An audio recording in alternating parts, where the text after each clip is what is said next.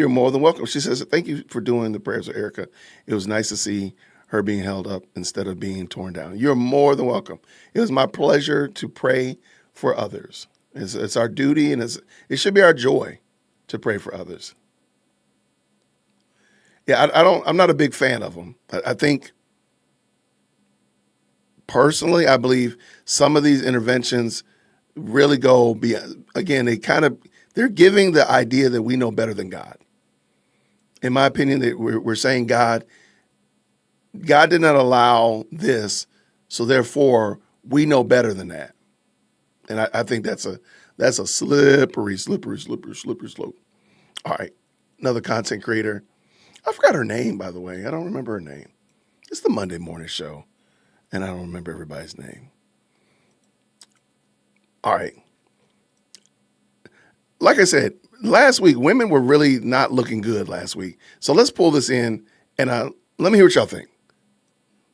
This week was a bad look for women. First, an absolute moron on the internet said this. My truest thought on this is that I think that trans women have a more beautiful understanding what womanhood is. I agree. I think that... What?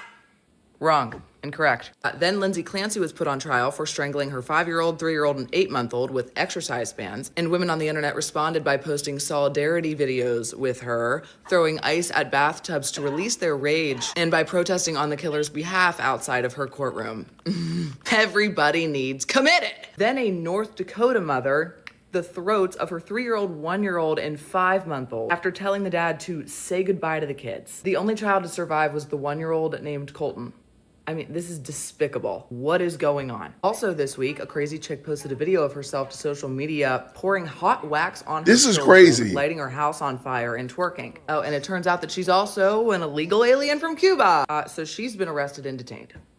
Then there's Jessica Bowie, who apparently went from blue-haired lib to full-fledged supporter. She was just arrested for plotting to BOMB the New York State Capitol and then flee to the Middle East. What a perfect use of free will. I should point out here that as of 2020, according to Pew Research, over 50% of liberal women under the age of 30 reported having a mental health condition. I believe and then it. This week, the governor of New Jersey signed a bill effectively banning Christians from praying outside of abortion clinics, and she did that with a smile. And last week, the Massachusetts governor signed a bill allowing women to terminate the pregnancy up to the point of birth. In America, there are more than 1 million abortions each year. And if it were counted as a cause of death, it would be number 1 by leaps and bounds. Also, here's what a baby looks like at 20 weeks.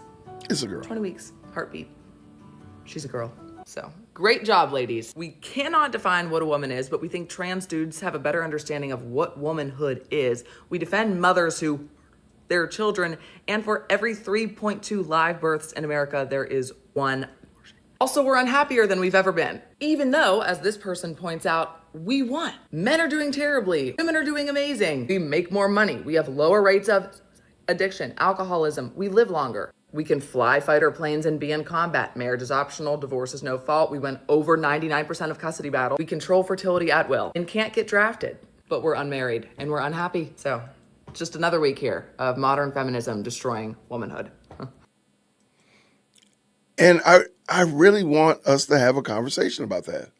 Like, do we not see that we are destroying, and I say we in general, like we're destroying society. Like we're destroying the fabric of society where men and women can't get together and get married and build families.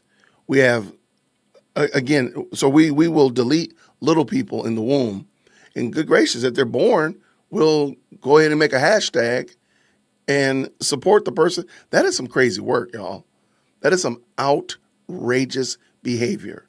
And I do think that there's something cold. The love of a parent toward their children seems to have gone completely out. The coals are finished. The embers are finished.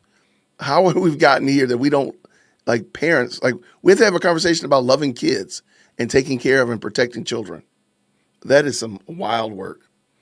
I don't know how we got here. I really don't. It's some wild work. But I do appreciate y'all. Thank y'all so much for tapping in. The Monday morning meeting, I'm looking over here to see if our friend has replied anything. No, I think they're done. Praise the Lord. I'm tired of commenting on them. Thank you so much for tuning in to another episode of the JWhit Podcast. If you enjoyed today's show, please do me a favor and hit me up with that 3-piece special. Like the video, subscribe, and of course, share it with somebody who would also enjoy this type of content. And make sure you leave a comment because I do pin the best comments to the top. So thank you so much for tuning in today. And until next time, everybody, grace and peace.